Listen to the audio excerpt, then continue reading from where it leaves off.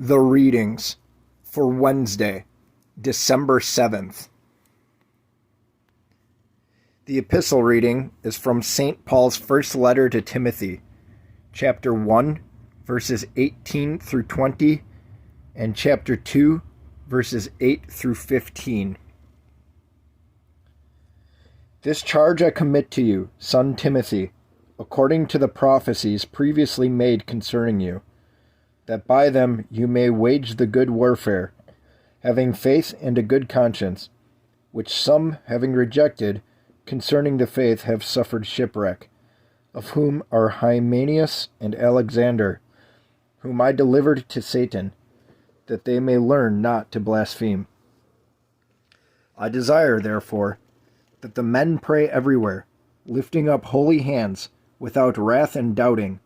In like manner also, that the women adorn themselves in modest apparel, with propriety and moderation, not with braided hair, or gold, or pearls, or costly clothing, but, which is proper for women professing godliness, with good works.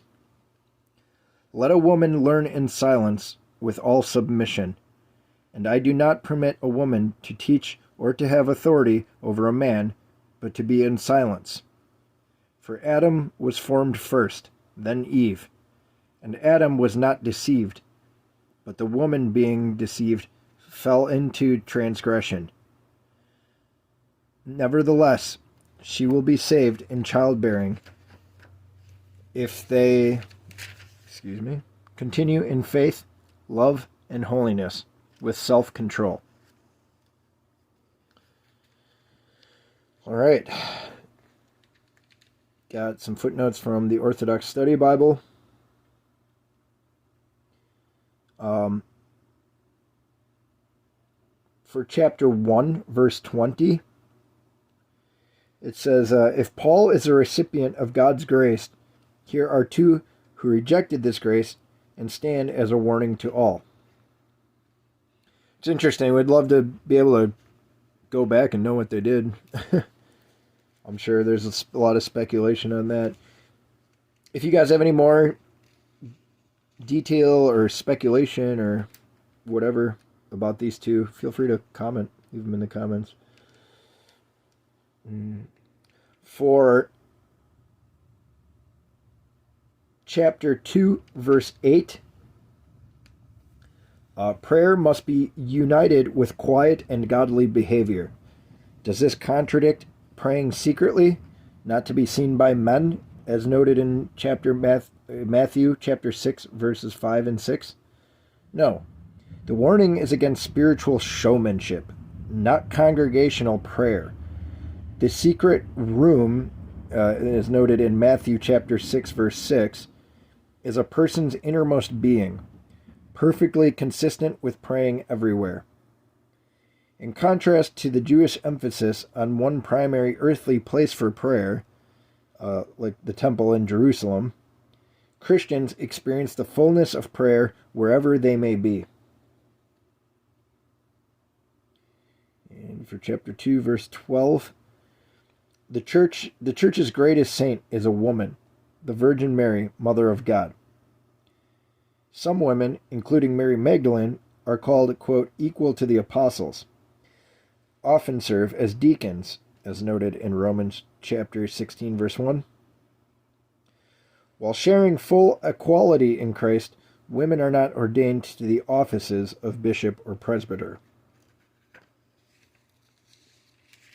And for chapter 2, verse 15, if salvation is holistic, involving all of one's life, then women who have children are saved in part by motherhood, if they persevere in godliness.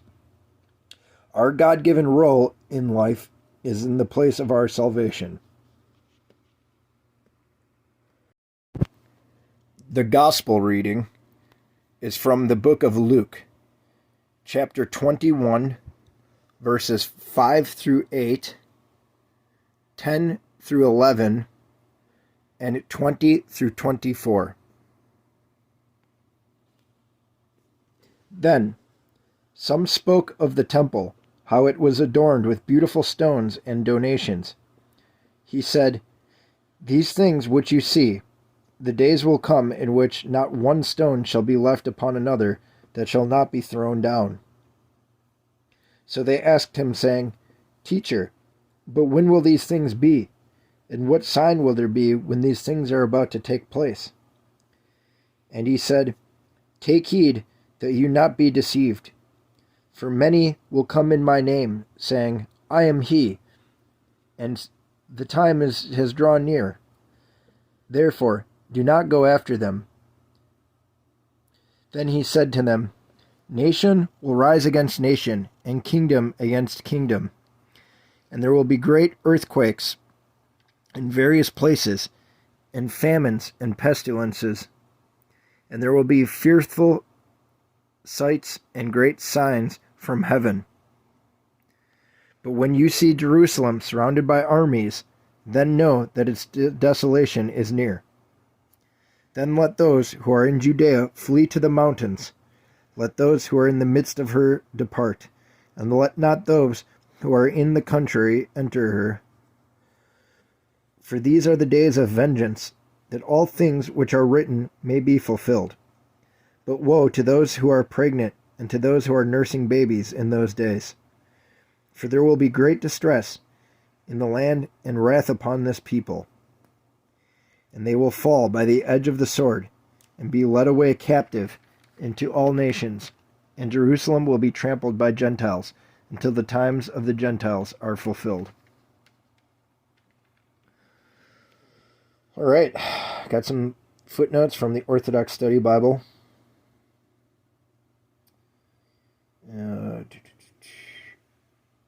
So for verses 5 through 36, just a big catch-all there. Feel free to read that whole passage in your own apps or Bibles if you want the full context here. But it just mentions to see the footnotes at Matthew chapter 24, verses 1 through 44.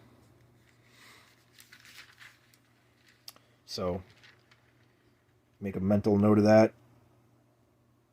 Or jump over to the reading now to compare and contrast, I suppose. And looks like that's it. 12 through 19. Yep, that's going to do it for today, guys.